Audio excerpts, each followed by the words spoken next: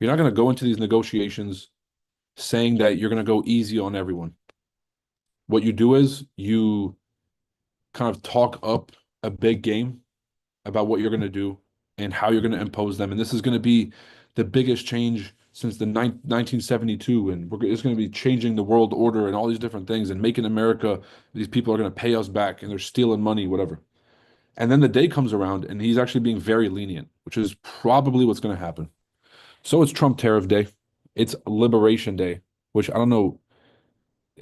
Look, the PR guy, Trump's really good at marketing. This one, not his best work, to be completely honest. But we're going to discuss a few things here. What are the impact of these tariffs on markets? We're going to listen to Trump talk about the tariffs himself. Caroline Levitt, Trump's press secretary, did a press conference yesterday, which is the most recent kind of. I know they've been very proactive about being on in front of the media and just getting real-time coverage about what they're doing, which is incredible, by the way. This is the last thing that we've heard from them. No announcement about the time of, like, if Trump's going to do a speech, if Caroline Levitt's going to come out and talk. We have no clue. So everybody's speculating. And so what I've done is just kind of gone through and tried to go as close to the source as possible and just figure out what have they actually confirmed. Because I know they've confirmed the country list. I know they've confirmed a few of the sectors that they're trying to hit, but how they're going to enforce these tariffs, who's actually getting those exemptions, which companies are exempt, and obviously, like, how this is all going to play out, that's up for grabs. But like the actual specifics is something that they haven't talked about at all. And so today's going to be that day where we find out, and that's really what's going to shake the markets. When the markets don't know what's going to happen, they typically go into just safety mode. It's better safe than sorry. They'll sell off or just get on the sidelines or just be risk averse. I mean, more likely to be a bear market. If the if the people that push the market got inside news from Trump, listen to me. They got that inside news and they know that it's not really going to be that big. And everyone's kind of playing into this like, oh no, like Trump's tariffs are going to cause the end of the world. But they all know he's going to announce something very soft on the day. We could see a massive rally. And if I was them, it's probably what I would do. Shake up a bunch of uncertainty. There's a lot of ambiguity about who, what, where, when, and why, which is, let's be honest, people, that's the most important thing. You're like you're telling somebody about a story. You're like, yo, here's the thing. There's the only things that matter is what, who, why, when, where. All of that is missing from the Trump tariff plan. So I'm sitting there like we have 15 countries. It's China, Canada, Mexico, Vietnam, a whole bunch. But then we've seen examples of, you know, the saying that I've been saying is tactics, not taxes. We've seen these tariffs be imposed or threatened, and then had Mexico and Canada, let's say, for example, send 10,000 troops to the border to aid in border security. And so there's a lot of examples already in such a short amount of time of these tariffs having that effect. We imposed tariffs on Israel, and Israel dropped their tariffs on the US to zero. Because if it's going to be reciprocal, if you want low tariffs, you have to drop yours. And if you don't drop yours, then the companies have to come back to America and we gain jobs, right? Um, I think everybody in the world was taking advantage of America, I think, because like we got the printing press. They just been taxing the shit out of anything that comes out of America and then importing cheap goods here. So we became a consumer nation. We had one of the largest trade deficits last year. Like people, you can't be spending more than you make, but like if you're a shop, you can't be buying more goods than you sell. If you're an individual, you have to be producing more than you're consuming, right? You have to be producing more money, for example, than you're consuming in money, like in your rent, in your car, whatever. As a country, we can't just be importing a whole bunch of goods and not exporting enough. We're supposed to be making money on stuff that we do good, like we're good at. And so a lot of that has sort of been exported away for the benefit of us having cheap stuff. People, I'll be honest, I don't want cheap stuff no more. I want this country to work. I want to have kids. I want this country to work for the kids. So this is what's going to happen in the short term to make sure that manufacturers come back here. There's jobs. People like work for a company for 30 years and like have a pension with them and shit. Like a real country, I think it's a good step in the direction. But I think the whole world was taking advantage of America, and the Israel thing was like, all right, we'll drop him to zero. Kind of like the jig is up. All right, you got us. Like I'm surprised it went on this long. That's how a lot of these people are acting, and that's just kind of Trump's approach to NATO too. Like a lot of people in the media were mad, but when you look at the European leaders, like they said a bunch of stuff, but like they all knew they were taking advantage of us. They just thought we were too stupid to ever notice, or we like respected the sanctity of this treaty so much that we would never even bring that up. And then Trump just walks in, he's like, "What the hell are we doing this for?" And that's his superpower. Everybody's looking at the NATO treaty as if it's worth the fucking paper it's written on. And we're literally paying for the security of Europe.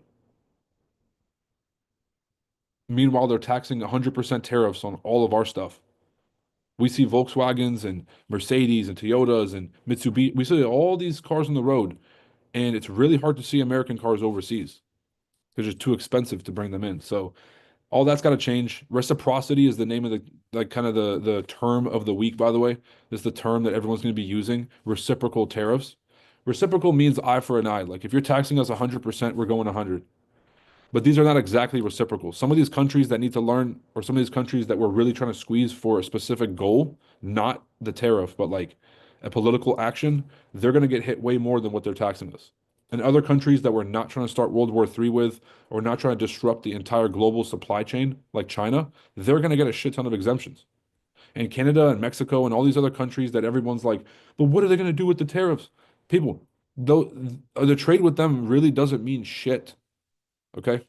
I'm just being very candid here, by the way. I know it's a wrong, but I mean, you know what I'm saying? This is just real talk. Like we subsidize both countries to the tune of 300 billion a year. Everybody tried to clown Trump when he said that Canada should become the 51st state.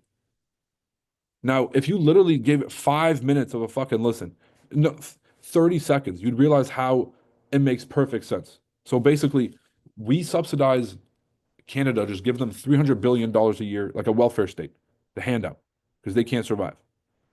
Trump goes to Trudeau and says, we're going to pull that away because why the fuck are we giving you out? You guys are this great economy, you're G7, whatever. What the hell are we doing this? And you're taxing the shit out of us. And Trudeau said, you can't do that because if you take away this subsidy, Canada's economy will collapse. And that's when Trump said, well, if Canada's economy can't survive without ripping off America to the tune of $300 billion a year, then maybe y'all should just become the 51st state. And the media lost their fucking, because you guys know the media hates it when Trump makes sense because they're like in their brain just immediately goes to, all right, what's the problem? What's the problem? And it just doesn't loop. It doesn't compute with them because it just makes perfect logical sense. So how dangerous would imposing tariffs on Canada be? Wake up, people. BRICS. BRICS got together. The ops. They all teamed up together. Y'all think y'all really teaming up and scaring us, right? You guys know the lyric. Monopoly money. That's all they came up with. They did this whole coalition, and America is bastardizing the dollar and they're abusing the use of the printing press. And their control over the interest rates has a monopolistic effect and is driving the global economy. Perfectly rational points, don't get me wrong. You get these shisty characters, some folks sanctioned on the global trade list, Iran, right? You get some of these countries, and they team up and they hold all these meetings. Everyone keeps seeing the pictures of all these people together. You see China and India, and you see Brazil, and you see Russia. They're all side by side. Oh, what a powerful group. And don't get me wrong, it's a powerful group that will never get along, ever. That's a cool photo op. If you guys think we have problems with these different leaders, wait till you all understand the real global dynamics. These guys are civil with each other, but they all have very competing interests. Okay? So who's used the BRICS currency here? Anybody? Any takers? I'll give you a free seat to the masterclass. Anyone's used the BRICS? Anyone knows the BRICS currency, seen it, used it? Anybody?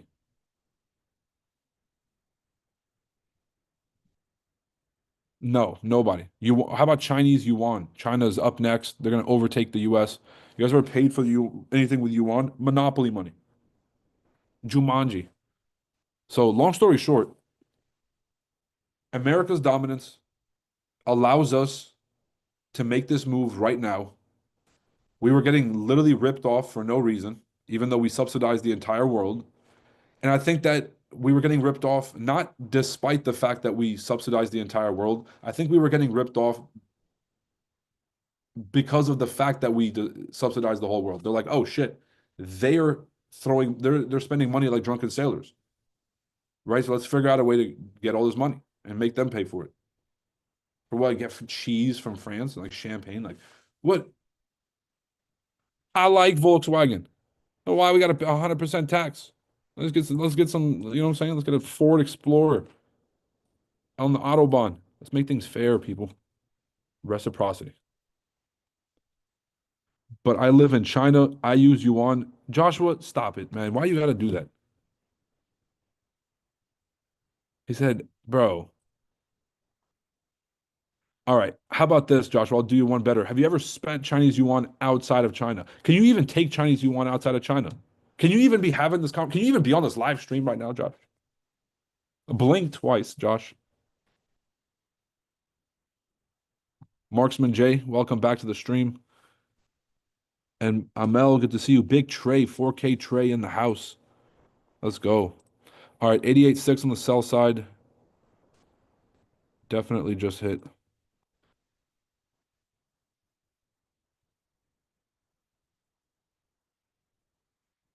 There it goes. So TP2 got hit. Beautiful trade. Before and after. Here's that 88.6. Ended up getting hit. Beautiful work. And then now let's go ahead and pull this short. Oof, it's already moving. Strategy is the strategy is just insanity.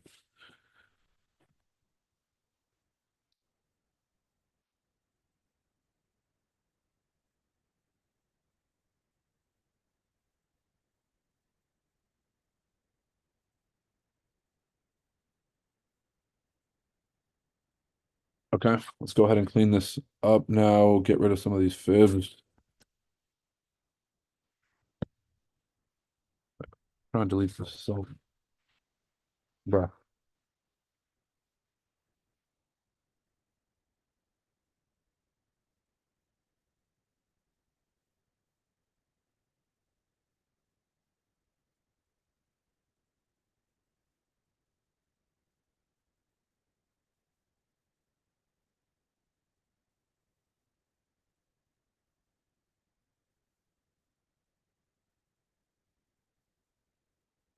All right. Let's get a quick cleanup here, and then we'll do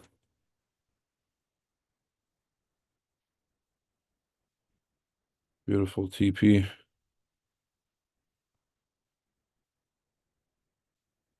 Like this is just like this barely happens, yo. I won't say it barely happens. Like obviously we got this on the smaller time frame, but you're right next to the 8-8. You got phase one. You got a quick dip into the zone. Break above the high. I want to see this thing drop, man. I want to see this thing drop. Obviously, there's going to be a retest right here. Okay, so members on Zoom, you guys know the drill. All right. But more than likely, I really see this thing going down to a lower level. Like if I was a market maker, like if I was running this algo, would I pass up an opportunity like this with this much uncertainty and this much volatility and this many people just itching to take a trade? Like, would I pass this up and not do some weird market manipulation to trap liquidity? I certainly would. All right, let's go ahead and listen to Trump himself talk about the tariffs and kind of explain his mindset on this situation. Only $5,000 worth. You can leave, and I shouldn't be on here. No, I have to use VPN. Brother, everybody say W Josh in the chat. W Josh in the chat. He said whatever it takes. This man is risking an internment camp right now to watch this stream. What is your excuse? Are your boss walked behind you? You had to flip the screen around. This man is risking, right? Talking. Nah, I'm not even gonna make those jokes. Ah, damn. I really should have just wilded out. I had so many good China jokes in due time. All right. We'll listen to Trump. Josh, I'll save you that one in case they're listening. Kind of save you the hurt when they take you in. Can you please go over why I bought? The market was at support and I did not buy. I actually stayed out of this trade. Mostly because I'm being risk averse today. I really do have a hunch that, I mean, look, can this thing rip to the straight to the upside? Sure, right? It could also be, raining outside. Like anything could happen. What I think is a lot more likely is a correction back down to the lower levels. If it doesn't happen, I'm gonna have to let this thing go and just come back tomorrow and wait for the reset. Markets reset daily. Every single day, people. Markets reset daily. Okay. Over here, this was the ugliest reset of all time. This like little weird thing going on, but markets reset. So after this thing doesn't move, it's gonna have two legs. Here's the first impulse correction, second impulse, right? Then reset. First impulse correction, second impulse. Then reset. First impulse correction, second impulse. Then reset. Oh, you guys get the drill? So know where you are in the, in the overall structure. And yeah, high probability trades only. Let's get to Trump talking about his tariffs. Brian says it's buying. Brother, Mensa level IQ over here with Brian. Thank you. All right, let's go.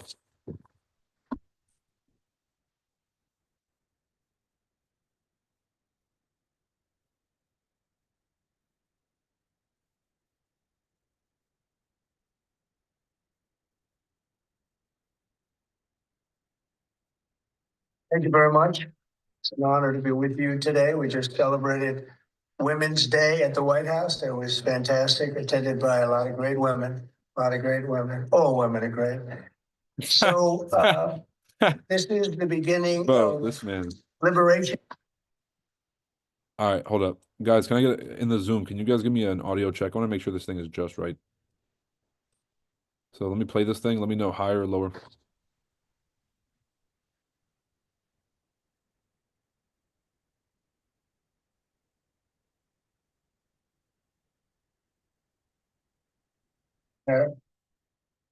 People sitting behind this desk or another desk that's not quite as nice, but they have their choice of seven, as you know. And we're going to charge countries for doing business in our country and taking our jobs, taking our wealth, taking a lot of things that they've been taking over the years. They've taken so much out of our country, friend and foe. And frankly, friend has been oftentimes much worse than foe.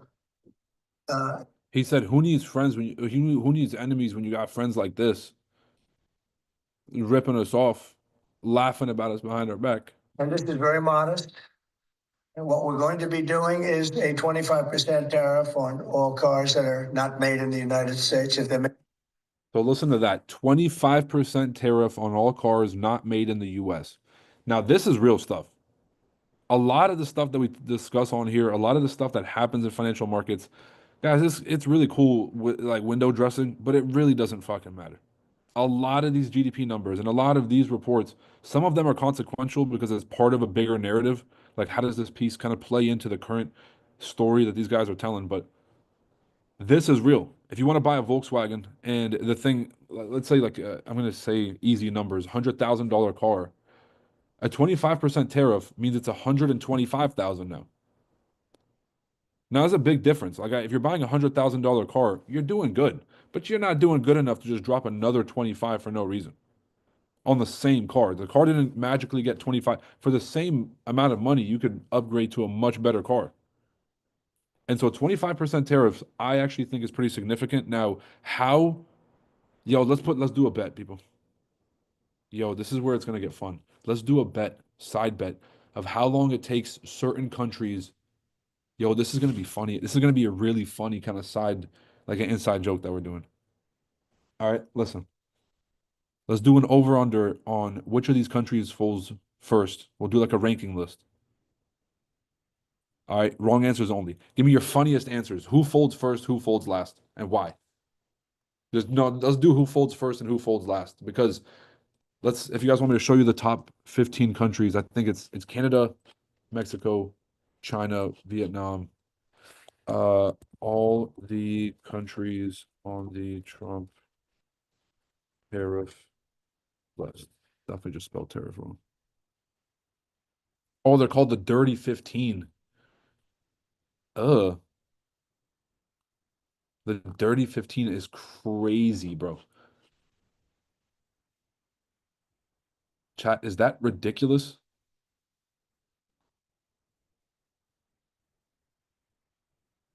How to do allow ads. Okay. No, it's the Dirty 15 as in the Dirty 15%. Okay. Da, da, da. Who are the 15 countries, man? Come on.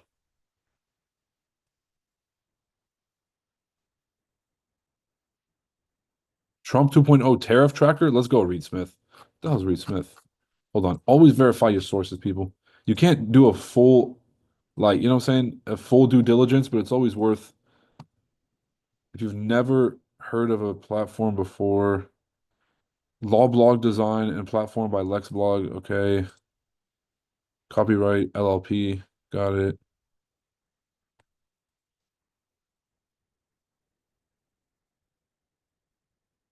Well, they don't have a finance disclaimer. So I guess it's just an analytics website, which is pretty dope.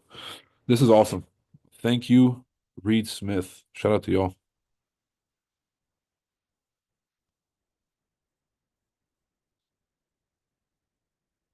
So all countries are going to get hit with a 25% reciprocal trade tariff to threaten to start April 2nd. Let's go. The administration is currently focused on the so-called Dirty 15, the 15% of countries with persistent trade imbalances with the US. Okay, here they are. Cambodia? Bro, they've been through enough, man. They've been through enough, bro. What are we doing in Cambodia right now, man? Cambodia, Canada, China, the EU, the entire EU, the whole bloc, India, Indonesia, Japan, Malaysia, Mexico, South Africa. All right, civil war, new president, but you know, it is what it is. Malaysia go not doing too hot financially. Same with Indonesia. Same with Cambodia. Switzerland, yeah, pay up. Yeah, they got the money. Taiwan, yo, why the fuck we about to tariff Taiwan right now? How are we gonna drive Taiwan directly into China's hands like this? Thailand, okay, and then Vietnam. But it's a lot of Asian countries. I guess China, I don't know. Interesting stuff. Austria, 100% tariffs against BRICS. People, people, the art of the deal. This man is a consummate professional. This man's a subject matter expert. This man is he's just always right. Look at, well, not always. This man's been making a whole bunch of mistakes that we're going to talk about on a different stream. BRICS 100% tax on all products. Let's keep it easy. Let's keep it simple. You guys want something that you can remember, a slogan you can remember? Everything. Remember that. All right. Canada, let's see the related goods. 25% ad valorem. Ad valorem means like whenever you want, like on a, you know, you get to choose basis. On 20, about $30 billion worth of US goods. The Ontario government suspended its 25% surcharge on all electricity exports to the United States. They were exporting electricity to the United States and taxing us 25% on top of that. 25% is crazy. And so immediately, yeah, they folded quick. The executive order, excuse me, went into effect March 6th and they folded in about 5 days. All right, nobody has over unders on the bets. Okay. Uh, let's see what else we got. Bro, is this still Canada? Oh shit. Effective March 4th, 25% tax, $30 billion worth of US origin goods. Effective date April 2nd. That's today, people. So this is the one we were looking for. 25% ad valorem tariff on $125 billion worth of additional goods signed back in February. This is beautiful. China is getting cooked, but I feel like China's taxes are going to be insane. Da, da, da, da. There's going to be so many deals made. Look, when you're going to get taxed, and like Canada did not take Trump's threats seriously at all when he was threatening the 100% or the whatever that was the 100% tariff or whatever it was. As soon as they came into effect, these guys went into emergency meeting mode, war room. They got the entire parliament together. It wasn't this whole like shouting match and this whole like circus and fucking like it's like monkey circus where everyone's yelling obscenities across the aisle. Everyone's trying to get their 15 seconds of fame so they can post it for their constituents to get likes on Facebook, all 127 people. No, no, people were sitting up straight. They had their full suit on. People were sitting there quiet. They said, shit. America just said they're going to buy us. But I know we've been sitting here and like we thought we could push this off and we've all just been kind of going through the motions. They're at the door right now. They are going to come buy us. That's how long they've been asleep at the wheel. And just a reminder, let this be a fucking example for your daily life, people. If you don't take control of your life, if you're not running on your own agenda, then guess what? You're going to wake up one day running on somebody else's.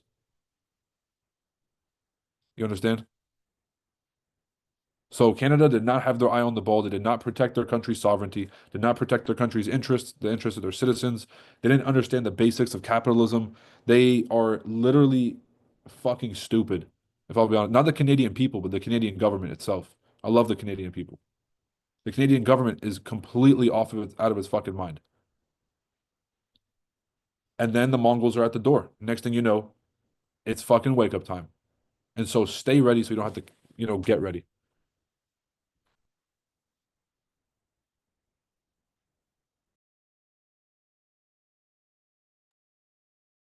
Can I drop this link in the chat? Oh yeah. If you're in the Zoom, I'm about to post this in here. Yep, yep. All right.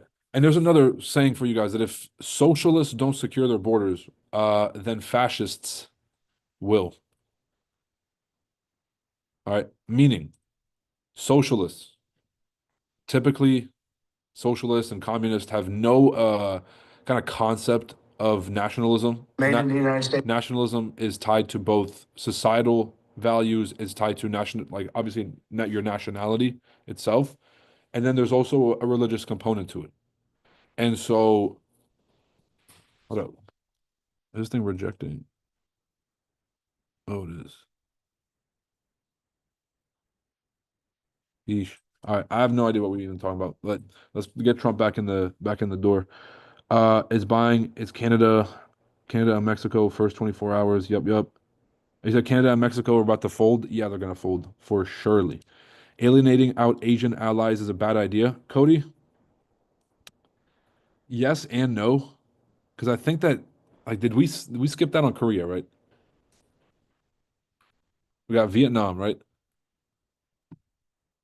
Thailand, Vietnam, Singapore, Malaysia. Singapore is significant, but not that much. It's rich in terms of like a per capita GDP, like per person. They have a like because they're rich as shit in terms of investments, but like in an overall GDP basis, like on a nominal basis, not consequential. So we got France, EU, Colombia. Nope, nope. China. Yeah, bro. I don't see Korea and Japan on here. I don't see Korea and Japan on here. Did we miss them in the list? Okay, the Japan was on here and South Korea. All right, well, yeah, shit, man. Ah, damn. All right, Cody Peterson. Touche. Not the best idea to drive them into China's hands. But guess what? These people have had the most brutal wars against each other. Not the biggest fans. China and Japan and Korea working together. If the Koreans and the Japanese working together, then the Pakistanis and the Indians are going to work together. And the Ukrainians and the Russians are going to become best friends, right? That's like we could like no matter how bad it gets, that's the bad blood that exists over there. And so they'll sooner go to like Russia or India for help before I think they band together with the Asian bloc. Which if they really like China obviously wants that. They kind of want what Russia has over in East Europe, where they kind of have like the majority share, and whenever they get together for diplomatic talks, they're kind of at the head of the table. The EU, they kind of have Germany. Germany kind of leads that run. But in Asia, China would dominate that conversation. They would dominate all the policies of the region, and so everybody just kind of minds their own business. I don't think they want to get into this sort of like we're beefing with Canada, we're beefing with China specifically, and now they're getting like thrown into it. I just don't see that happening. So. We'll see. What time frames do you look at when you scalp? The 30-second, Gabby. How will tariffs work for China since they're also part of BRICS? Will they have 20% and 100%? Damn, Sam. That's a good question. Can you use two coupons at the same time? Like, is there a actually, hold on. Let's see if we can do this real quick. Sam, that's a really good fucking question.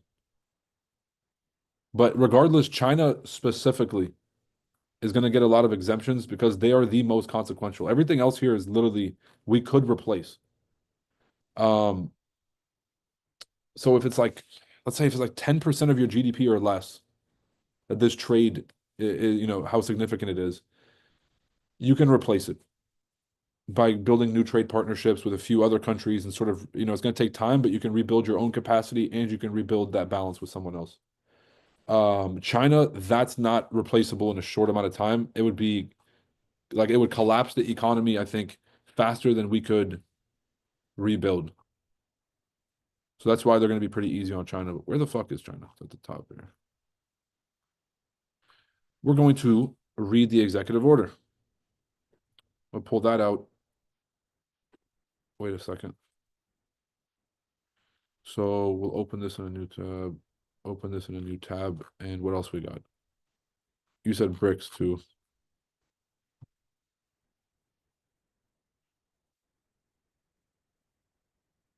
There's a footnote here. Da, da, da, da.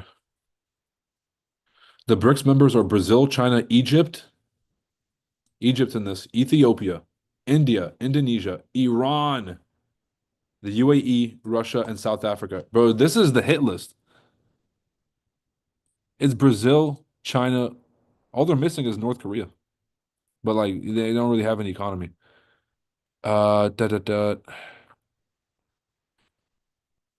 Imposing duties to address the synthetic opioid supply chain in the People's Republic of China. See, we got on here to talk about tariffs. And what we see here is a demand that our country has for another country to do something. If it's to stop your manufacturers and your exporters from sending their fentanyl over here, to get strict on it, find these people, stop that shit. You have like cameras everywhere and a social credit score. Quit letting this shit happen because we know that you know it's happening. And you kind of turn a blind eye because, okay, if the Americans want to get high on this shit and they wanted to get slow, then we'll just take the lead. And so this is not about getting an extra $100 billion from China. This is about imposing something just uncomfortable enough that we can get this shit done. And in some other cases with these other countries, do it so aggressively that they just get it done. Canada and Mexico being the best examples. Okay. Hopefully that kind of gives a good pretext. NASDAQ probably going to break through the zone at this point, but I got faith in the system. We'll probably see something like this. I'm definitely not shorting. I'm looking for this. I think this is the golden ticket right here. Not that there's a golden ticket in trading, but once this is all said and done, that's the most discounted price And in case we haven't noticed here, we dropped here, then went up, and still have not rebalanced. Okay. And I really want to see that happen. Obviously, what I want is it's not a strategy. So we will just respond to whatever information the market gives us. Let's get into Trump.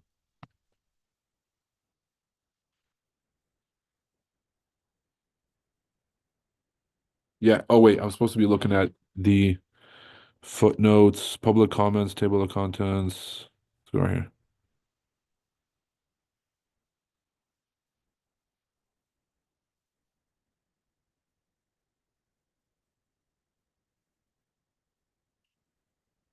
Yeah, but we're not gonna, we don't even know we don't even know the fucking percentages they're charging, these countries for real because they haven't fully announced them. So let's be completely real. Looking at the footnotes to see if you can stack tariffs on top of each other, but we ain't finding that shit. I'll just be honest. I'm good. I ain't that fucking good. This is absolutely no tariff. We start off with a 2.5% base, which is what we were at, and we go to 25%. And basically, as you know, and as you've been saying, not reporting as accurately as it should be reported because it's a massive story. Business is coming back to the United States so that they don't have to pay tariffs. And I think also because of November 5th, the election, they're very happy. AI is coming back to levels that nobody's ever seen before. It's a sort of a new business, I guess, when you think about it. But plants are going up all over the United States, and many of them have already been started.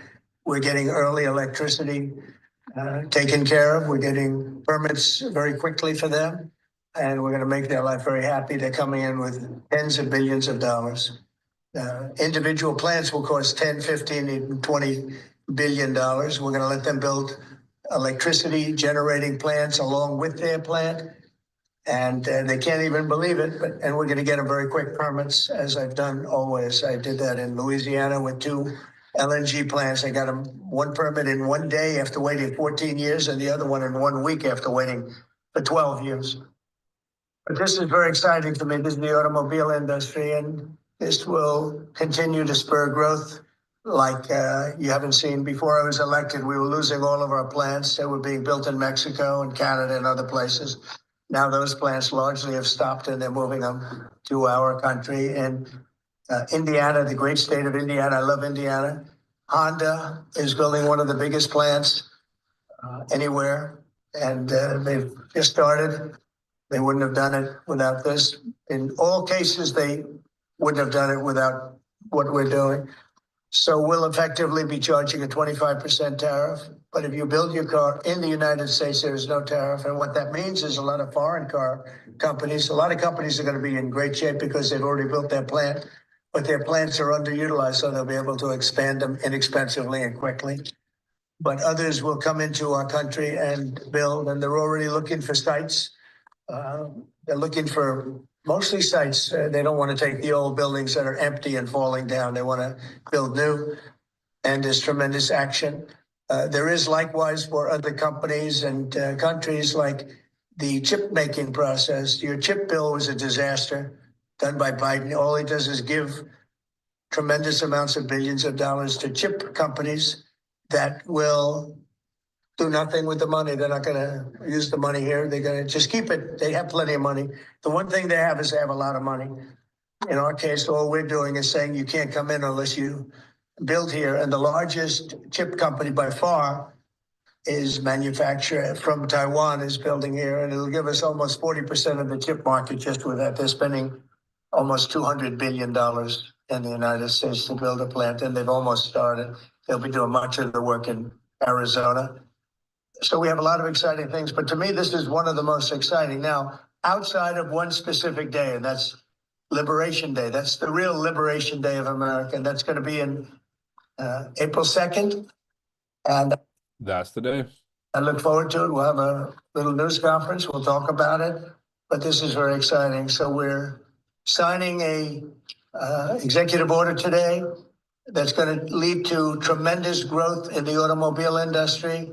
As you know, the electric mandate that we did allows you to buy a car now electric or gasoline powered or hybrid. You can buy any car you want. We had it so that within a short period of time, you had to buy all electric, and the country could never they could never provide the money necessary to build all of those power plants that you would need all over the country. As you know, in the Middle West, they built 8 power stations. That's like the size of this desk or smaller. And they ended up spending $9 billion on 8. And of the 8, 4 of them didn't work. And we're not doing that. So you can buy electric, or you can buy gasoline, or you can buy hybrid, or you can buy whatever you want to buy. And that's the way it should be. The market's going to determine that. And you're going to see prices going down, but it's going to go down specifically because they're going to buy what we're doing, incentivizing companies to, and even countries, but companies to come into America and build. And we're already setting records for new plants. I think the new plant number, the tally is just within a period of a few weeks. It's very large. I want to be accurate. It's very large. And I'd like to ask Will just to come and give some of the basics, and then I'll sign it. And it's off to the races. I think our automobile business will flourish like it's never flourished before. Yes, please, Will. Thank you, sir. As you stated, we've prepared for your attention a proclamation imposing a 25% tariff on foreign-made cars and light trucks. This is in addition to tariffs that are already in place on those goods. In addition to, as you said, spurring increased domestic manufacture of cars and trucks, we expect that these tariffs will result in over $100 billion of new annual revenue to the United States of America in tariff revenue. I think ultimately we could probably anywhere from 600 billion to $1 trillion will be taken in over the relatively short-term period, meaning a year from now.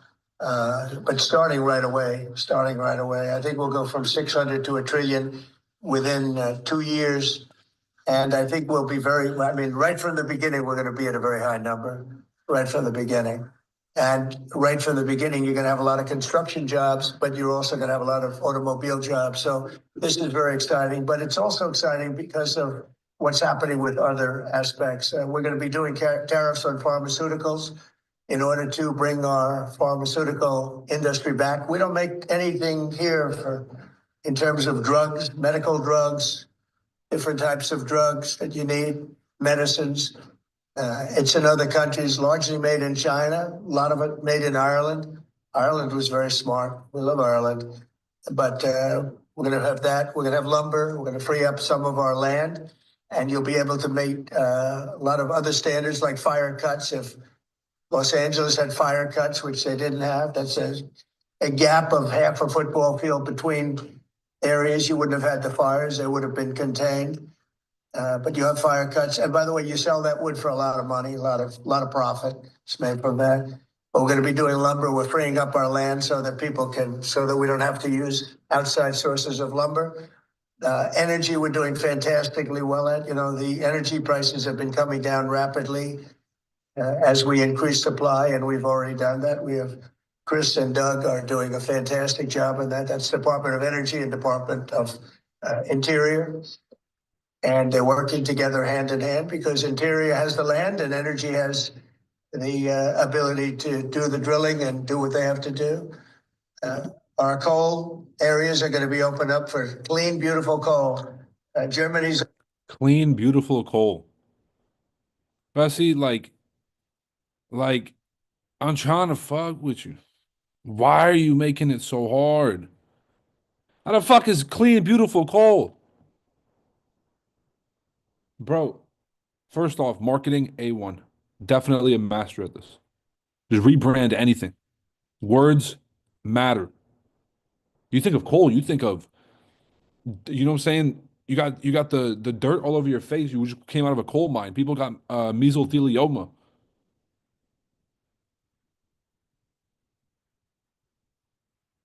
Clean, beautiful coal.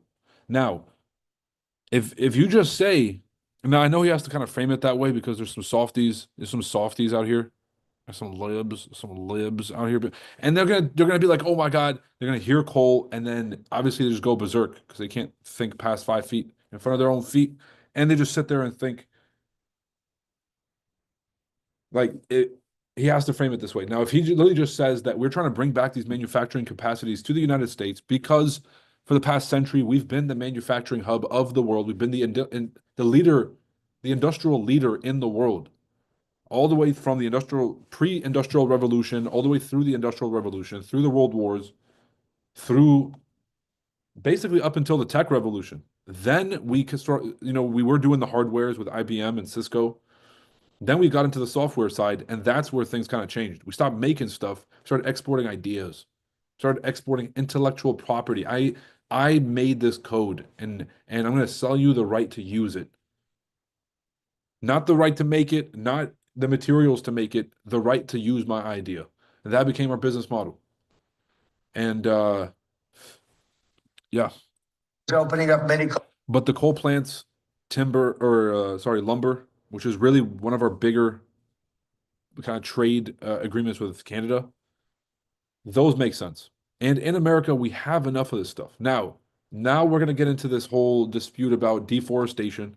We're going to get into this entire dispute about there is a reason why we export some of these things, like energy, um, let's say drilling and some of these other things. They are exported because the quality of the air matters. And America does have a pretty decent air quality compared to the rest of the world.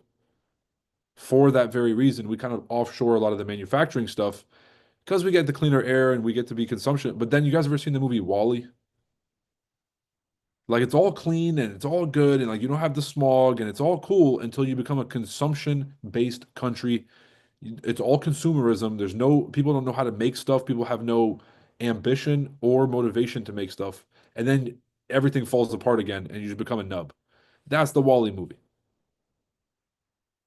All right, so we can't become a country that's just buying stuff from everywhere, lumber, coal, all this other stuff. We got to make stuff here and get people jobs. People need to feed their family. Not everyone's gonna become a coder or ask ChatGPT for, the next fucking, you know what I'm saying? People need to go to clock into work, have that lunch packed up, work with their hands, provide a real utility and service to society, feel fulfilled in that, have a decent wage, and then retire with dignity through that same company that they've sacrificed their working years for. That company will take care of them in their retirement. So we do need more American companies to step the fuck up and get it done. If that's in the energy sector, so be it. Coal plants now, they tried the wind and it didn't work. They almost went out of business. They almost went bankrupt. They tried wind, which is a disaster because it's too expensive and it doesn't look good, kills all the birds, a lot of problems. But Germany is now building a lot of coal plants. China is building one a week. Think of that. And they're using coal, which is very powerful. Coal is a very powerful energy. Also, if you're doubting the trade, at this point, bro, if the Zoom chat, you guys ain't doubting no. You guys understand exactly what time it is. If you're on YouTube still doubting us at this point, if you guys don't know that this strategy is that good, just sit back, just sit on your hands and just watch and learn. Okay. If you have no confidence in the overall structure, if you yourself don't have a clearly defined sort of idea of the different, scenario A, scenario Bs that could happen on days like this is a good learning opportunity. We got a strategy better than the best strategy this side of the Mississippi. And there is no obligation for you to put your money on the line. So if you're unsure, sit out. If you've seen us long enough, you know. All right. Patience is a virtue. Patience pays. And we're opening up our coal mines again, and we're going to I call it beautiful, clean coal. The technology is so good now. Coal can give you tremendous power at the same time. It can be very clean. But we're also obviously doing oil and gas and various other things. You can do pretty much whatever you want. We don't like the wind. You can do pretty much whatever you want. But that's not, yo, man. Bro. Oh my God. Look, I've been pissed off at Trump because we told him like, okay, there's MS-13 bad people. They beheaded somebody. They said that these people were having like rituals with the beheaded head and they were eating the thing. And it's just craziness. Deport that, right? You said millions of these people in the country, asylum, like they came out of prisons, they came out of the underworld. Okay, we elected you to do that. is 200 Venezuelans on a plane somewhere. They're trying to do a photo op. The fuck is 200 Venezuelans, bro? Half these people, like four of them were barbers or something. Like, bro, this is not what we elected you for. Get the fucking criminals, man. Yeah, 200 people on a plane talking about we're doing the right thing. I checked the immigration number. Bro, they haven't deported shit. They deported this dude who wrote like some Palestinian kid who wrote an op-ed, against Israel or some shit in some like elite university. But this is not what the fuck you were elected for. All right, anyways, those are my grievances. I think that Trump has been very disappointing. JFK files, disappointing. Epstein files, disappointing. Border, secure. Deportations, deporting all the wrong people. Tariffs, doing good. Economy, that's a strong suit. But man, Because we think it ruins the landscapes, the plains, ruins them. And it's got a lot. the strategy is the super sniper magnet strategy. Click the link in the description. Free weekly webinar tonight. Come ask questions, find out more about the system. It might be the best strategy in the world. And we're on live stream number 350. So I will literally do this for another 350 days until everybody wakes up to the fact that this is the best system. People will hate and be like, well, Roy, everyone says it's the best system. And people will say, oh, so you're saying it's always going to win? Oh, well, you just had a loss yesterday. All of these things will happen. And then true and through, somebody is going to go back and use AI to check the risk and reward, win rate, and overall profitability of the trades on this live stream and realize that, oh shit, this actually might be the best system ever discovered. You don't create systems. Well, you create execution like protocols, but you don't really create a system, you discover it. Right? Because the chart is the chart. You find these patterns and these things in the chart. It's like the internet was not invented, the internet was discovered. It's like a law of nature. Modems were invented, routers were invented, LANs are invented, Wi-Fi is discovered. Does that make sense? It's a fucking crazy thing, but that's the strategy. Super secret magnet indicator, and look at the sell-off right on time. That's the strategy.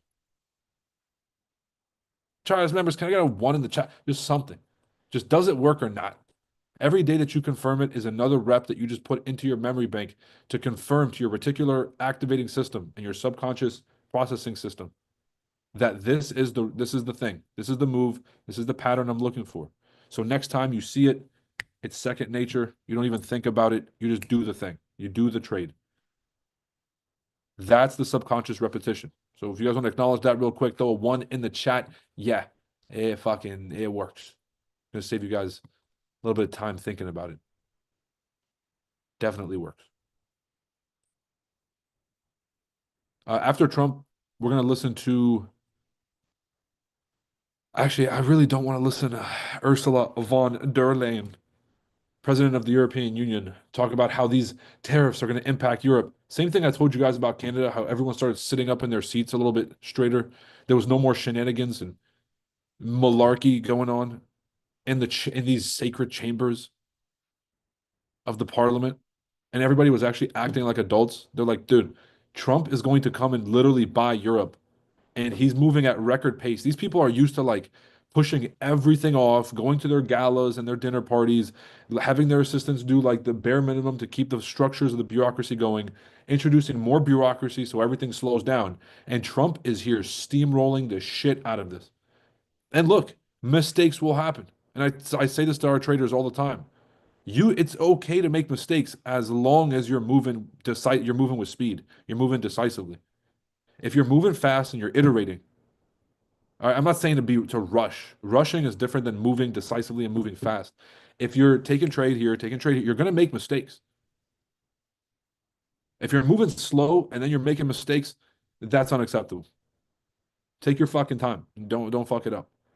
But Trump is moving at 1,000,000 miles an hour. There will be eggs broken in making this omelet, or whatever the fuck the saying is. But they all see the beast. They all see the Mongols at the gates.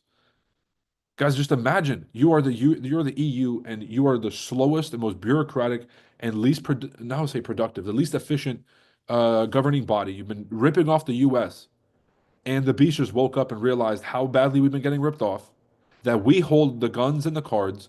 When you pay someone for extortion, bro, I don't know if you guys have ever been in the streets. If you guys have ever been in the street doing, all right, don't ask, right? But if you have been there, you got some street knowledge to you. You guys know if you pay somebody for protection, it's the easiest way to get extorted. Look at Takashi 69. He pays these gang members for protection, right? These gang members wake up one day and they're like, hold on, this guy is paying us to protect him. So clearly we are the more dominant force here. Because clearly he cannot defend himself, hence why he needs us. So we should kidnap him. And then we should blackmail him or hold him for ransom for monies. That's, you know what I'm saying? Like that's the typical approach. Over here, European Union been ripping us off. Trump wakes up and then he's at their door. We don't actually have beef with a lot of the countries. Like up until now, we don't really have beef with Canada. And look how badly they're getting it. So the EU definitely understands the risk here. All right. Anyway, this is really cool stuff. This is like life-changing historic stuff. Uh, I'm not sure, and I say this like with full respect here, but I'm not sure that Trump will live long enough to see the effects of his decisions here. But we will have these effects in 5, 10, 15 years. We have Lithuania and Poland and Denmark and all these different countries cooperating, and then we have great relations with all these countries because now there's like they've been forced to beef up their own military, making them more capable and confident, making them more able to really step up and have their own say in some of these global conflicts. So it's not just the US. That's all going to take time to play out. But when it does, I promise you, we'll be glad we took the medicine now. And so Trump is putting in a lot of things into work that he will not be alive to see, but we will. And it's important to remember these moments because there's going to be the fog of war where every media is going to try to pitch you the version of what's happening right this moment. Trump's tariffs are going to end the world. There was inflation. You don't even remember what happened 2 years from now. You just remember Trump, inflation, price. Didn't prices go up back then? That's the media spin. That's the psyop. So instead, you become as present and as conscious as possible right now to understand what these tariffs are really doing, the reciprocal nature of these tariffs. Some of them are tactics, not taxes. Some of them are just taxes, give us the money. And then year over year, decade over decade, when we're seeing how these things flourish, we know where they came from. We know what their intentions were and then where they are. So we can judge them based on the baseline. And then we know if they've exceeded expectations or have not done shit. That's why Trump just called out, they spent, what was it, $100 billion on these charging stations and only built 4. Right? You're going to do a report card on all these different things. And with Trump, he's not planting flowers. We're planting trees here, and these things are going to take time to grow. But once they're in, you can't you can't step on a tree and then have it just get crushed. You can step on a flower though. Flowers will grow quickly. Anyways, these are long-term policies that have stability. That's the analogy with the tree and the flower. It's the guys. It's tariffs, right? Not a problem. It's also by far the most expensive energy. It looks horrible in the oceans. It's dangerous in the oceans in terms of navigation. And if you look at what's happening with whales, in one area, they lost 2 whales. Actually, there's no more talk about. He's talking about whales, but there's a real thing. Like they lost 3 whales in the last 20 years in this region, and then all of a sudden 17 whales came up dead in like the past 3 years. That's something's going on, and we definitely have to figure that out. That's a real thing. Caroline Levitt, love her. Absolutely great at handling the media because you have a bunch of 50 howling hounds in this press room, and she's handling it like a fucking pro. Karine Jean-Pierre was getting cooked up there.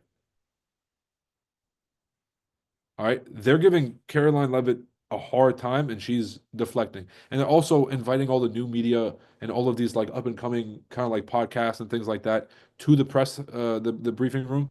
I think is super cool because that's what we're all listening to anyways. Hopefully one day a lot of people are listening to this and we get invited to the White House press room so I can cook all these policies myself.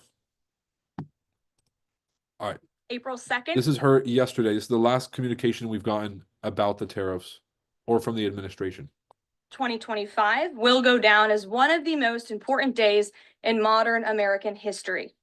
Our country has been one of the most open economies in the world, and we have the consumer base hands down, the best consumer base. But too many foreign countries have their markets closed to our exports. This is fundamentally unfair. The lack of reciprocity contributes to our large and persistent annual trade deficit that's gutted our industries and hollow. Yeah, this thing's probably going to break. Let's just be real about this. But it's not over until it does, until it actually does break. I'm not in the shorts, just a heads up. I'm not in any trades. I'm still just watching this. If we have a break above the zone, then I'll just wait for a pullback of 50% of this impulse. We can buy it off of where this TP1 line is. So it'll go above, break above, come back in for the retest. We can buy it. Ideally, we see, got a high right here. Ideally, we see a higher high and then come back in like this. Now, I'm still confident in this move. It might not be today, it might be tomorrow. I will wait. And if this thing does break to the upside, then I will simply wait for the market to reset or reset wherever it ends up. Okay. Patience is a virtue, people. Patience pays. Patience pays. What happened here?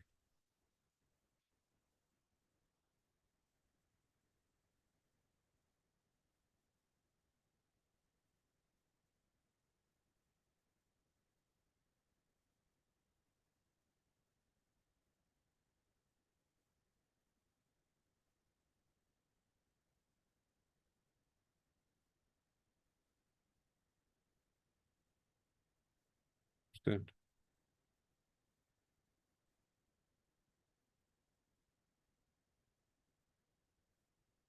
Yeah, I guess we gotta do this now.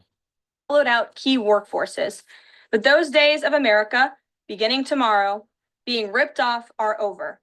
American workers and businesses will be put first under President Trump, just as he promised on the campaign trail. The president's historic action tomorrow will improve American competitiveness in every area of industry, reduce our massive trade deficits, and ultimately protect our economic and national security. President Trump's economic vision is rooted in common sense. America will offer companies the lowest taxes, energy costs, regulations if they make their products right here in the United States and hire American workers for the job. It's simple. If you make your product in America, you will pay no tariffs. We have already seen a number of the largest companies in the world respond to this economic approach. For example, Project Stargate, led by Japan-based SoftBank and US-based OpenAI, and Oracle, announced a $500 billion private investment in the United States-based artificial intelligence infrastructure. If you guys need one reason to be bullish on NASDAQ for the next 5 years, if anyone asks you, well, is it the GDP, is inflation, is it the Fed? It is the fact that Oracle, SoftBank, and OpenAI have pledged $500 billion into investing into US AI dominance, keeping us the leader in technology for the next 10 years or forever. Whoever gets the lead first on this AI thing, your economy is going to grow exponentially faster than your competitors. It's not even close. And so 500 billion is significant, guys. This is the golden age of America. And so find your piece. Find a way to make money in this. Everyone's going to be digging for gold. You'll always make money selling shovels. Apple announced a $500 billion investment in US manufacturing and training. NVIDIA announced it will invest hundreds of billions of dollars over the next 4 years in US-based manufacturing. And the Taiwan semiconductor manufacturing company, TSMC, announced a $100 billion investment in US-based chips. I like that. Oh, the entire war with Taiwan and this entire kind of like push and pull with China is over TSMC, the largest chip manufacturer in the world. The chip inside your computer that you're listening to, that you're listening to this to, or your phone, or your car, or literally everything that needs a chip or that has a computer in it that needs a chip. The majority of them are being manufactured in Taiwan. So TSMC pledging $100 billion to US chips. I like that. We need to get our dependence away from, like, we got to stop giving our enemies the gun. We got to stop giving China the ability to cut off our pharmaceuticals and our key infrastructure. Just like Europe has to stop letting Germany have control over their energy. Hence why, quote unquote, allegedly, YouTube, allegedly, we blew up the Nord Stream 2 pipeline. Because we're like, what the fuck is Germany doing? Selling off the entire energy dependence of Europe to Russia, which they're at war with, funding, literally paying for oil from Russia, giving Putin money, paying a tax on that shit, the price of oil going up, and Putin just getting rich as shit, and then funding his side of the war. You're funding your ops. These people are stupid. All right, so and sidebar. manufacturing. These are just a few of the investment announcements that have already been made, and it is clear that President Trump's America First approach is already working. In our new media seat today is Mark Halperin, the co-founder and editor-in-chief of Two Way, a new live video platform that builds communities around interactive conversations with leaders and content. This is the last thing I'll say here. I'll let her talk. If a company called Two Way could get in the press room, guys, you think we got a shot here? Who the fuck has ever heard of a Two Way? Don't answer that. Get your mind out the gutter. Listen. Creators from every subject area. Mark and his colleagues welcome all voices into discussions that are spirited but respectful. They have over 37.5 million video views, over 3.6 million watch time hours since the platform began to use, over 3.6 interactive conversations with leaders and content creators from every subject area. Mark and his colleagues welcome all voices into discussions that are spirited but respectful. They have over 37.5 million video views. 37 million video views. But I know Forex influencers that get more views on that than that, like monthly. Maybe not monthly, but like they're pretty damn close. The fuck? What are we doing here? They said over a year. But the video of Peter about to hit 1 million views. That's just off of one video that we have. Like this. I think we got a shot here. I think we got a shot. Views, over 3.6 million watch time hours since the platform began just last year. This is new media in its truest sense, allowing the people to ask questions, make comments, and be an active part of engagement on the most important issues facing the country and our world. With that, Mark, please kick us off and welcome to the briefing room. Thank you, Caroline. Appreciate it. I'll ask you a question about tariffs and then one from one members of our community. Sure. About education. It's perceived by some that companies or countries, if they change their policies either before tomorrow or after tomorrow, can have the president alter what he's planning for that country or that sector. Is that a possibility? And if so, what factors the president consider in making those changes? Well, the ultimate change for these companies and these countries, Mark, will happen when they decide to do business in the United States of America. And as I just laid out, they will face no tariffs at all if these companies choose to invest here in the United States and to move their production and their manufacturing here to the United States as well. As for tomorrow, the president will be addressing the decades of unfair trade practices that have ripped our country off and American workers off. It has hollowed out our middle class. It has destroyed our heartland, and the president is focused on reshifting our global economy to ensure that America is once again the manufacturing superpower of the world. So if they do something today or later in the week that's a pledge for future activity, would that be good enough potentially to alter the policy? Again, the president has been looking at the very unfair trade practices of the past.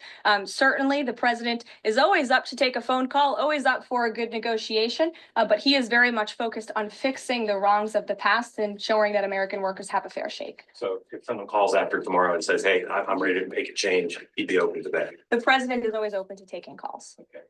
So that's actually really crucial. He's asking, like, what do people have to do to not get these tariffs levied on them? Like, if somebody calls you and they're like, yo, we'll budge, are you going to lift the tariffs?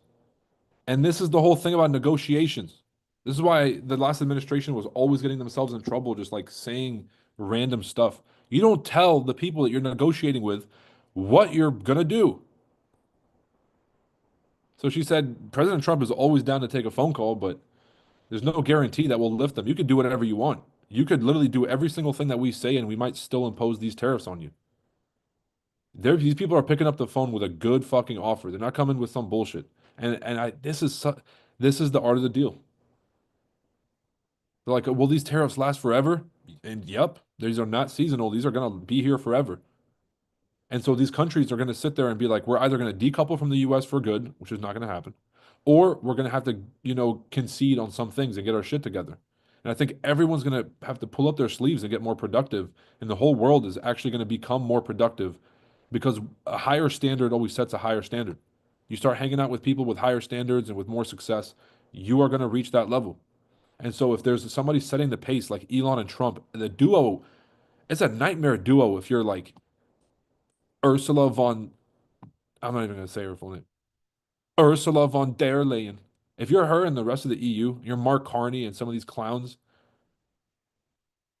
you're looking at Trump and Elon and being like, bro, this is like LeBron and Luka Doncic. You're like, bro, what the fuck? All right. So they won this year. Can we start talking about next year now? Whatever they want. They want the jerseys. They want to call this timeout, whatever they want. They're the coach now. And so we do have a dynamic team here, and this is just exciting to watch. Question from one of our community We were down bad as a country, and now we're back up. Adults are back in the room. members. Katie Reeves is a school teacher in Wisconsin. She's taught K through 8 in public, independent, private, and private schools. And here's what she wanted me to ask you. She says, I see the elimination of the Department of Education as an excellent first step in the improvement of our school system. Do you see any further role the federal government can take beyond this, possibly in promoting the expansion of voucher programs or reducing the influence that teachers' unions hold over our schools? Well, first of all, I want to thank Katie for her service to our country and our nation's children. Being a teacher is the most noble profession that we believe one can have. And the president said in his remarks when he signed the executive order to dismantle the Department of Education that he loves our teachers. And in part, this order is to empower our teachers to have greater decision making in the classroom. Nobody knows our nation's children and our students better than our teachers who are with them every single day. As for the federal government's role, to get to the heart of Katie's question, the president has made it clear to Linda McMahon that we need to find other places within our federal government for critical programs regarding education, Pell Grants, Title IX, lawsuits, etc., civil rights lawsuits. All of that are critical functions, special needs programs, nutrition programs. But there are other places throughout the federal bureaucracy where those things can happen and work. The Department of Education has been a very bloated bureaucracy. We spent trillions of dollars on this department, and for what? Our children are worse off as far as education goes today than they were when this department originated, and that's very concerning to the president. So, Two issues she cited are those priorities for the president: school education choice, vouchers, and diminishing the role of teachers unions. the president is very supportive of both of those things, particularly when it comes to school choice. He has said that school choice is the civil rights issue of our time, and he wants every child, regardless of zip code, socioeconomic status, how much money their parents have, to be able to go to the school of their choosing that best suits their educational needs. And he is going to empower state and local leaders to make those decisions on behalf of our nation's children. Thanks for being here, Mark. Jeff. Just changing subjects for 1 second. The administration has expressed a complete confidence in how all the deportation flights to El Salvador were conducted. But now that the administration has conceded that there was an error of one Salvadoran national, will there be any reviews conducted? And does the president express any thoughts on the one error that was disclosed in court last night? Well, first of all, the error that you are referring to was a clerical error. It was an administrative error. The administration maintains the position that this individual who was deported to El Salvador and will not be returning to our country was a member of the brutal and vicious MS-13 gang. That is fact number one. Fact number two, we also have credible intelligence proving that this individual was involved in human trafficking. And fact number three, this individual was a member, actually a leader of the brutal MS-13 gang, which this president has designated as a foreign terrorist organization. Fact number four is that foreign terrorists do not have legal protections in the United States of America anymore. And it is within the president's executive authority and power to deport these heinous individuals from American communities. It is a promise he campaigned on. It is a promise he is keeping. And every single person in this room should be grateful for that, considering especially MS-13 is very prevalent and prominent here in the District of Columbia, in Maryland, and in Virginia. And the president, the attorney general, everyone who has been involved in these operations is focused on eradicating these criminals and terrorists from our communities. The vice president said he was a convicted member of MS-13. What evidence is there to back that up? There's a lot of evidence, and the Department of Homeland Security and ICE have that evidence, and I saw it this morning. Steve. Has the president fully made up his mind on the level of tariffs to impose tomorrow? We keep hearing about a 20% flat rate. The president said last night he has made a decision and a determination. I was with him in the Oval Office earlier, and he is going to announce that decision tomorrow. I don't want to get ahead of the president. This is obviously a very big day. He's with his trade and tariff team right now, perfecting it to make sure this is a perfect deal for the American people and the American worker. And you will all find out in about 24 hours from now. And are the car tariffs, About 24 hours from now. That was 23 hours ago. It's about 24 hours. Yeah, so since it's tentative, we still don't have a set time. Let me actually see if White House press tariffs. Let's see if we got something here.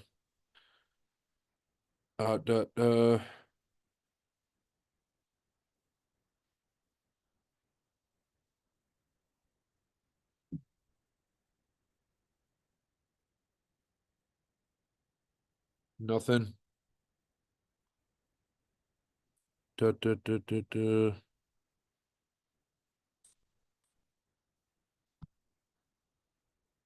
Let's see if Reuters.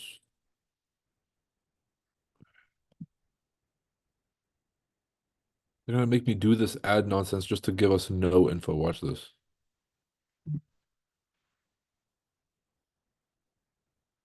This is gonna be good. Oh, okay. Liberation Day. Stocks. No. Yes, I am reading this fast. 30. Nope. It does not include a time. That is ridiculous. But at what? Again, the art of the deal. I bet the whole world is just literally sitting there watching and waiting to see if their country gets called, if they're on the chopping block, if they're cooked, for lack of a better word. And they're going to go into effect on that. And he's just leaving everybody hanging. This guy's a fucking genius, man. He's a genius. Look at us, just over here, just falling for it, just eating out the palm of his hand. Ain't no fucking tariffs happening. All jokes. We're definitely taxing the shit out these cars coming in, and he's definitely serious about incentivizing manufacturing to come back on shore. That's something he's talked about for over 10 years. Reciprocal trade. He was on these like news talk shows I was watching 10 years ago, 15 years ago, same exact topic about reciprocal trade and the fact that we're being ripped off. This is something that he is close to, that's something that he's studied for a while, and it's definitely something that he cares about. So I do think that there's a real element to this. He is also a very smart person in terms of projecting something publicly and then going into the back rooms and negotiating with these world leaders in a very civil way. So let's hope he's got it under control. April 3rd as scheduled. Correct. Yes, they will. Okay. And lastly, would you like to respond to the Chinese military drills around Taiwan? Yes, I would. As a matter of fact, the National Security Council briefed me on this morning, and they said that the president is emphasizing the importance of maintaining peace in the Taiwan Strait, encouraging the peaceful resolution of these cross-strait issues, reiterating our opposition to any unilateral attempts to change the status quo by force or coercion. That is directly from the National Security Advisor. Just for you, Steve Holland of Reuters. Monica. Thank you so much, Caroline. Elon Musk this week revealed that Doge found that the Biden administration issued over 2 million social security numbers to illegal aliens, found 20 million dead people marked as alive in the social security system.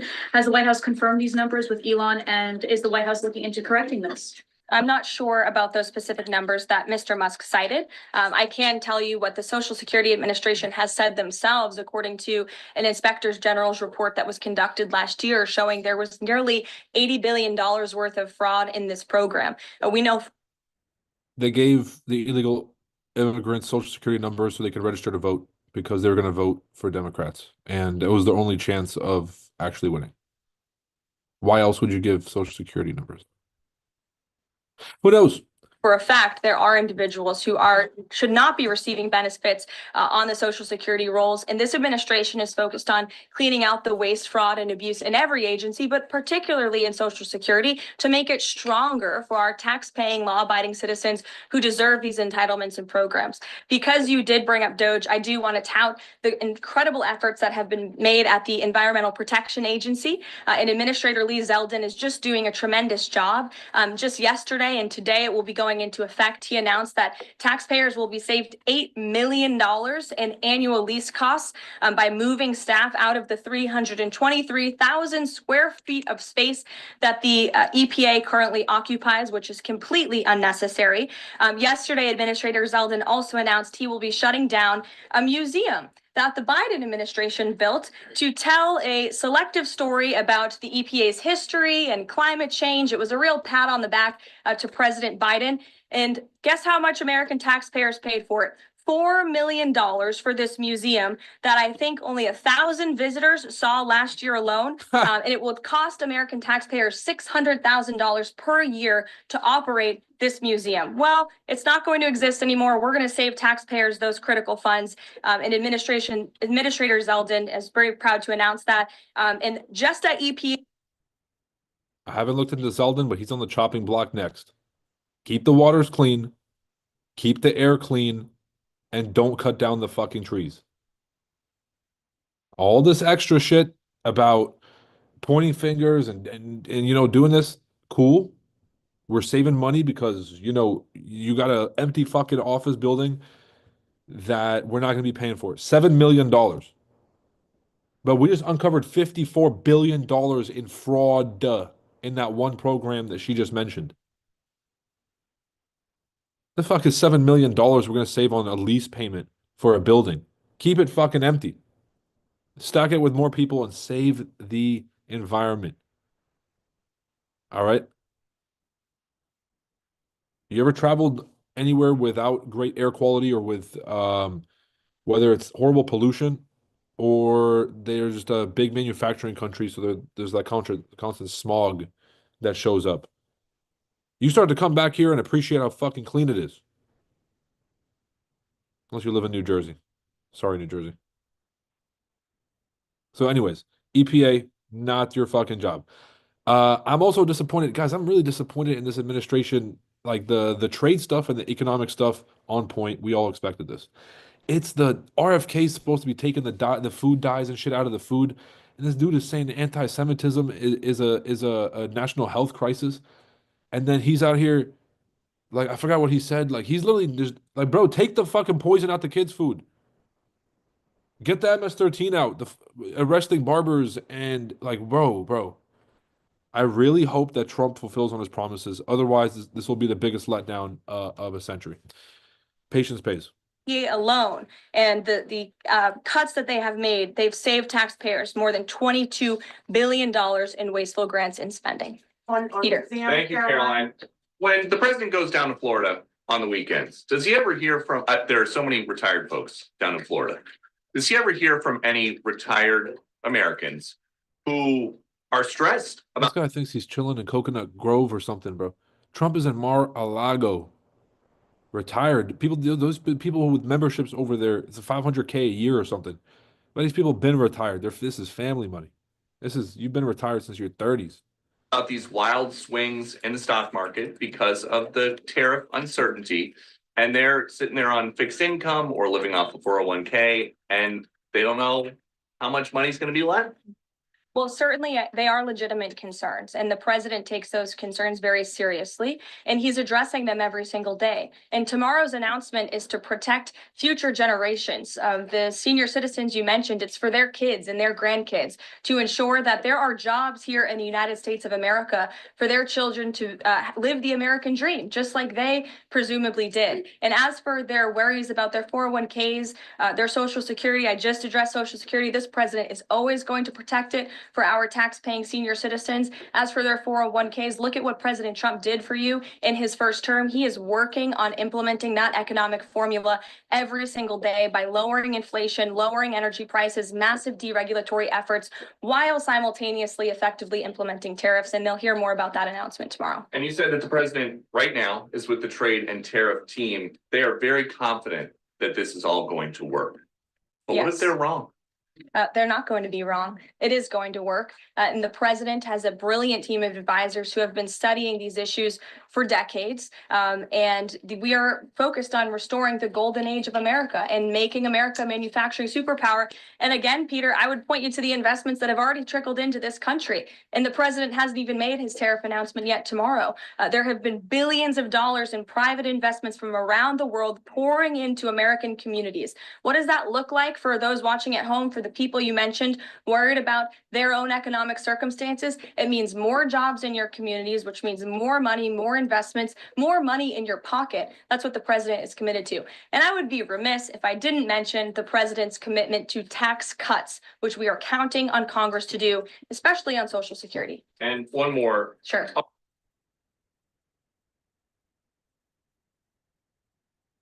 What happened?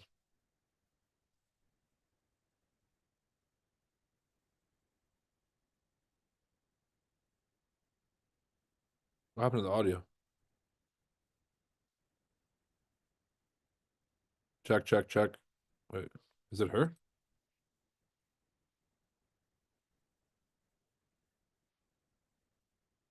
What just happened?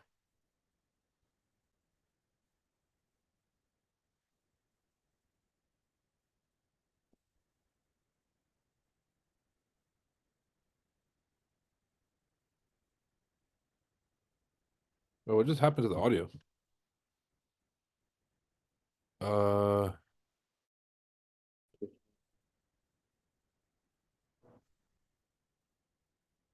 huh.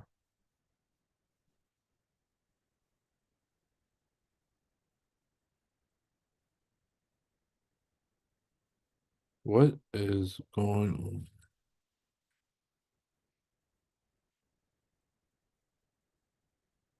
This is weird. The sound just cut off. Did we get copyrighted?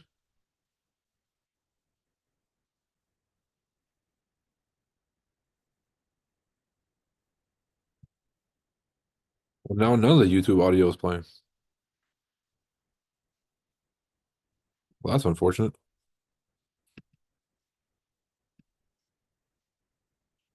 What do we do about this? Uh,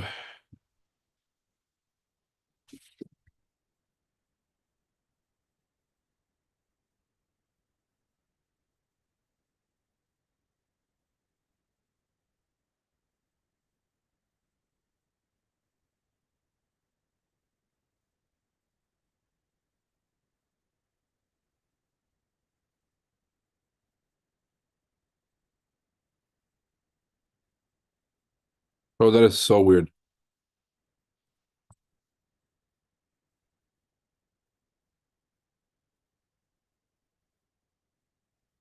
All right, well, technology strikes again, people.